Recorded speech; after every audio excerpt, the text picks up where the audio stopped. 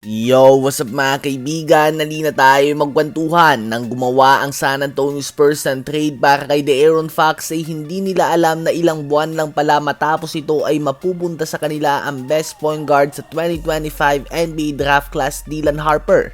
Ngayon ay may dalawa silang point guard na parehong left-handed at hindi nagkakalayo ang style of play. Sa ngayon ay inaasahan na si Dylan Harper ay manggagaling sa bench ng Spurs at mananatili sa starting five si De'Aaron Fox. Ganun pa man, darating ang oras na kakailanganin ng Spurs mamili sa kanilang dalawa dahil kung magiging superstar level nga si Dylan Harper ay malabo o imposible na manatili lang siya sa bench ng Spurs. Eventually ay kakailanganin nila itong ipasok sa kanilang starting five kung saan pwede naman nila itong gawin. Subalit tila ba nililimit nila ang potensyal ng dalawang player na ito kung ipagsasabay mo sila sa loob ng court.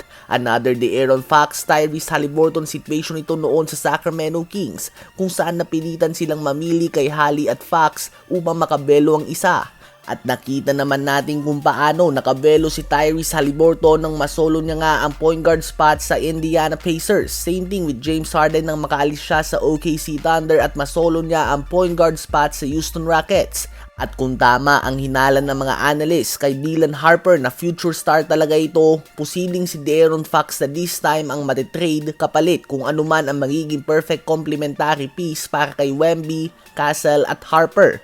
Kaya naman ang future ni De'Aaron Fox sa Spurs ay nakadepende sa galing ni Dylan Harper. Subalit kung patapos na ang rookie contract ni Dylan Harper in 3 years at hindi pa din ito nagpapakita ng superstar potential, posibleng siya nga ang matrade o kaya naman mapapako lang ito sa pagiging backup point guard ni De'Aaron Fox. So pressure din nga ito kay Harper mga kaibigan na mag-develop ng maaga. Sa palagay nyo ba ay makakabelo si Dylan Harper kapag kasama niya sa loob ng court si De'Aaron Fox?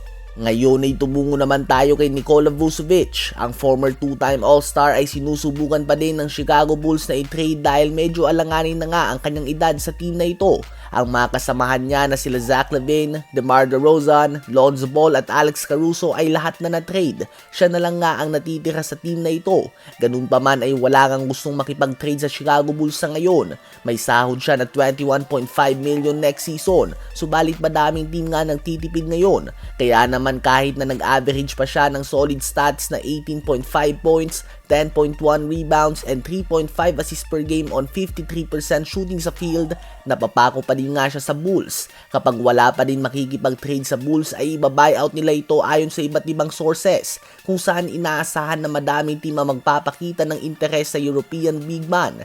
Starting caliber center pa din nga siya at madami pang team ang naghahanap ng center tulad ng Boston Celtics, Golden State Warriors, Los Angeles Lakers, Indiana Pacers at iba pa. Ano ba ang masasabi nyo tungkol dito?